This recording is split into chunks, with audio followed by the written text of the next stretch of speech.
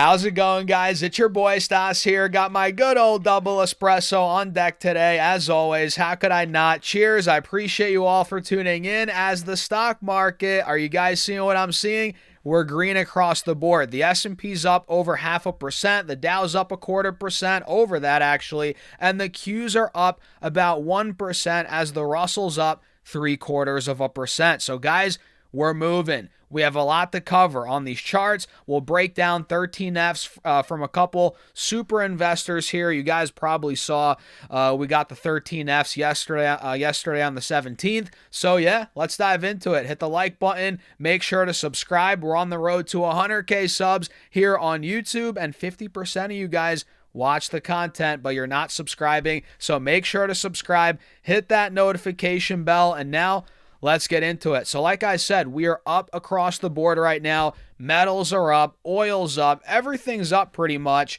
Well, actually, that's a lie. Bitcoin's down over 2%, and the VIX is down, which obviously the VIX would be down on a day like today. It's down 5%, 4.5%, 5%.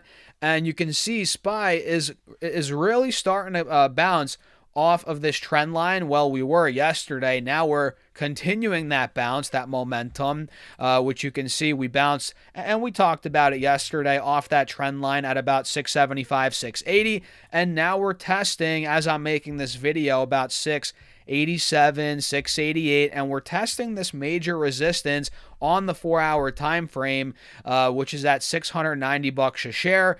And as of right now on the intraday, you guys can see we hit 690, 689, and we got rejected. And you're noticing that on the 1-hour chart as well. That's a critical resistance. On this 30-minute, you're seeing we're starting to break through, but again, 690 needs to break. So at this point, SPY's looking great. It looks good, strong, strong move today, but we got to get through that 690 for that next gap to fill up to, in my opinion, at that point, 698. Maybe it goes a little higher than that. So let me fix this camera. What's going on here, guys? I'm moving the wires with my feet, and I'm knocking the camera over. So let's go to QQQ. The Qs right now, again, they've been hit. Tech's been under pressure, but today the Qs are up 0.9%.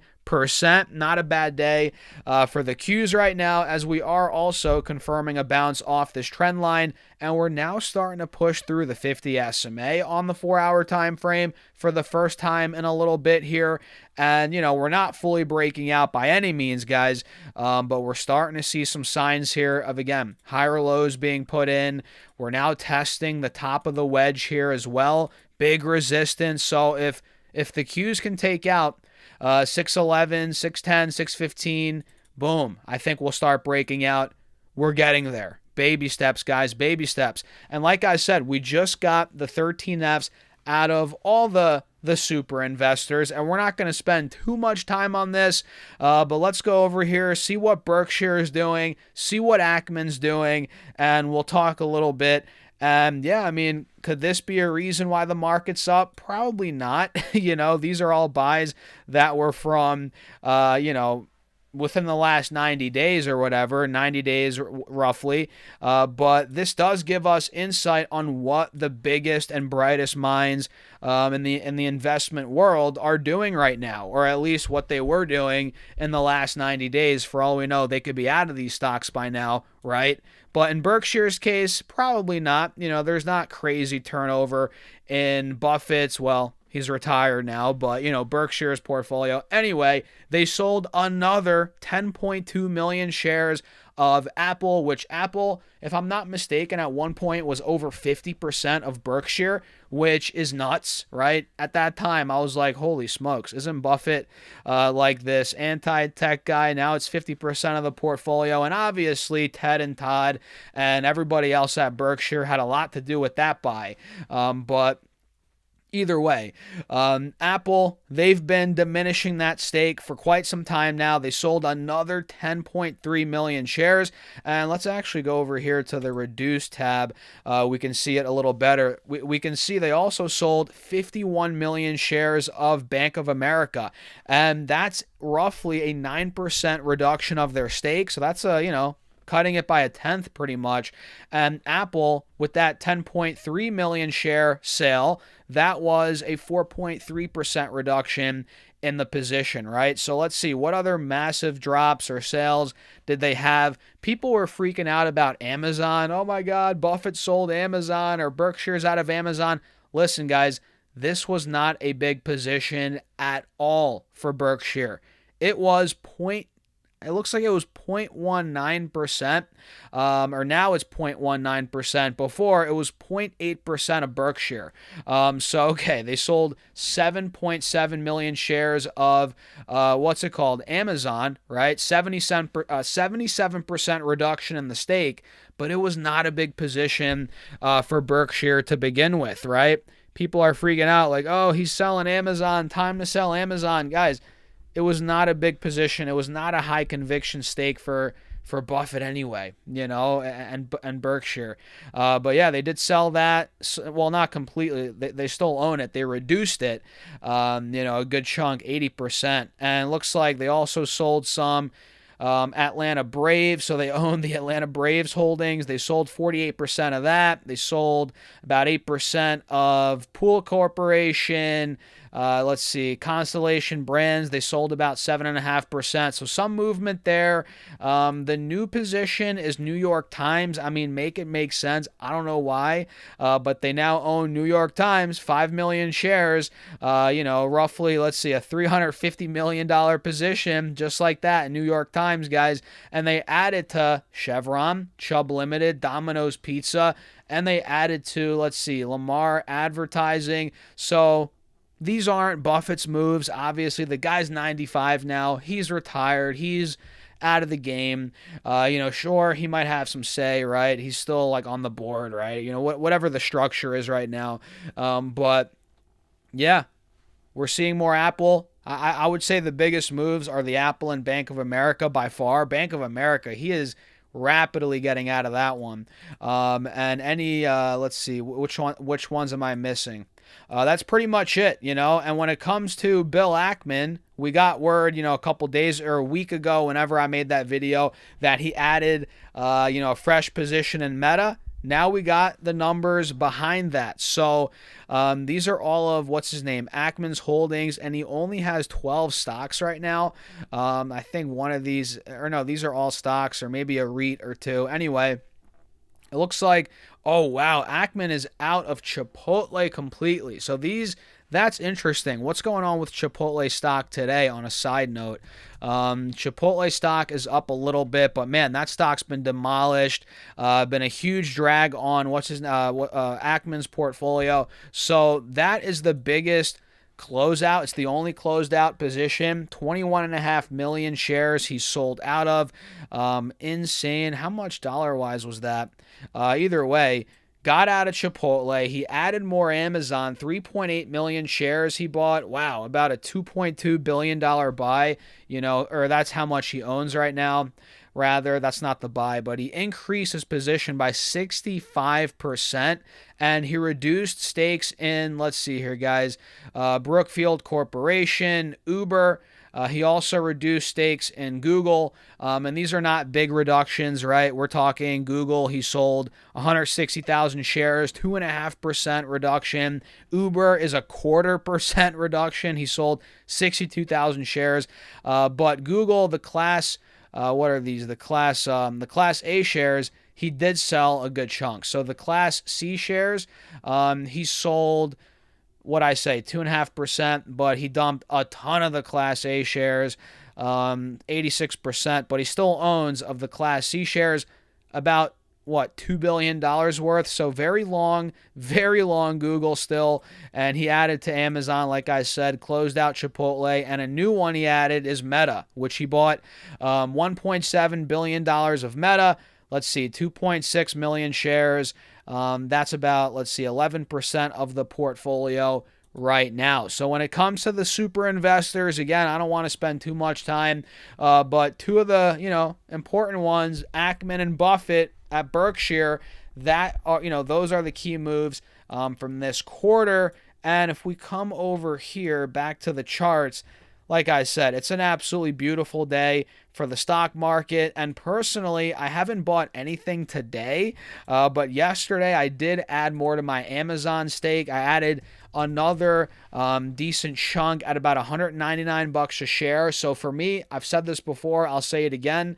Whenever I'm seeing Amazon under $200, I'm buying. And now we're up to what, 205, 206. Not that that matters. I mean, it's a long-term position, but it is up nicely the day after I bought, which is nice, I guess, in the short term to kind of pat my ego, right? Looking at my portfolio. But again, it doesn't matter. I mean, if it's a long-term position, it doesn't matter. But we all know. We all look at our portfolios all the time, right? All the time. But that is where you can get in trouble if you don't have the emotional discipline. If we're in a bear market or stocks are going crazy up and down, if you're always looking at your portfolio and you don't have emotional discipline, that's when you're going to be prone to making bad decisions. Potentially, not always. But for me, I added more Amazon. It's a no-brainer, AMZN.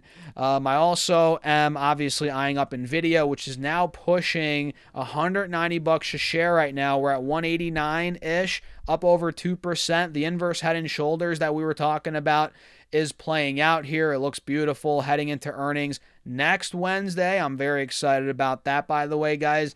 And I think there's a chance after 7 months of consolidation, there is a chance I think we break out. It's funny. I was reading an article yesterday. I made a video on it, a TikTok, right? A short form video. And it was saying, the article was like, oh, Nvidia's going to crash after earnings because it's priced to perfection. It's setting up for a sell the news event because it's priced to perfection. It's overvalued into earnings. And I'm like, what are you looking at? What chart is this guy looking at? I refuted every point he made pretty much. And it's ridiculous. It's like this stock is not priced to perfection, at least in my opinion. I mean, it's trading at 24 times earnings. The stock has been flat since the summer. It's almost, guys, newsflash, it's mid-February. In fact, we're past mid-February. There's 10 more days in February. It's almost March.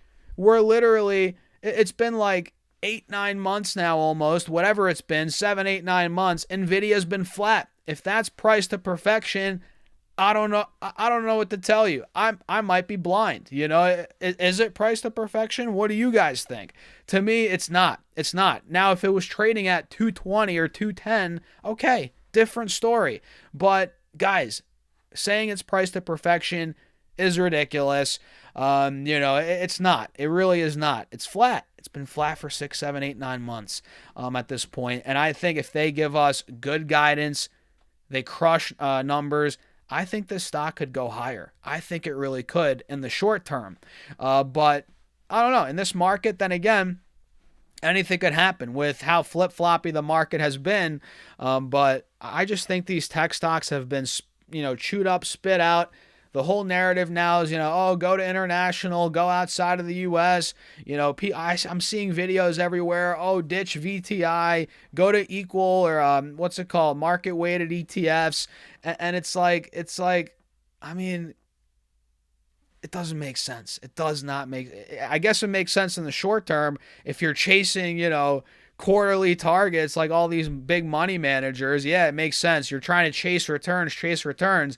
But if you really sit back and look at the numbers of these companies and you think to yourself and you think clearly for a second and you're not trying to hit quarterly targets, you're like, wait a second. Nvidia is going to do well over the next year. These tech companies that people are throwing out, I'm not just talking about Mag 7. I'm talking about some software companies, these different tech stocks. These are still going to do well over the next year, and people are looking away from the U.S. right now. They're dumping U.S. stocks. I think that's a mistake. European stocks are hot right now. International markets are hot. And look, I've talked about VXUS. I've talked about international investing, but dumping out of U.S. completely. I've seen some crazy content, crazy comments on my videos, right, about that. It's a mistake in my opinion. You want to have money in the best companies in the world, and at the end of the day, they're in the United States for the most part, and a lot of them are the Mag 7 names, which people are saying, oh my God, the growth's over. CapEx is going to destroy these companies. they're all going to drown in debt. It's over. Oh, they're never going to make the money back. But guys, I just don't agree with that. I think these companies, they know what they're doing, right? And at the end of the day, they're investing for the future, where they see things going. And I want to be a part of that. So with that being said, I guess we can wrap the video up there. Very good day for stocks. Very good day for stocks. Not just tech, but you're seeing a lot of these other sectors moving. You're noticing a lot of green. It's just a beautiful day. So cheers to that. Cheers to that, guys. Check out the Patreon, by the way. Shameless plug. If you want to join my private Discord and be a part of my portfolio updates, which we post those multiple times a week. All my trades, investments, buys are posted, on Patreon. Check it out. Link down below. Also pinned in the comments. Or go to stockssurefest.com/Patreon. And we also have a private Discord. I'll see you guys in there. And with that being said, cheers again. Have a great rest of your day.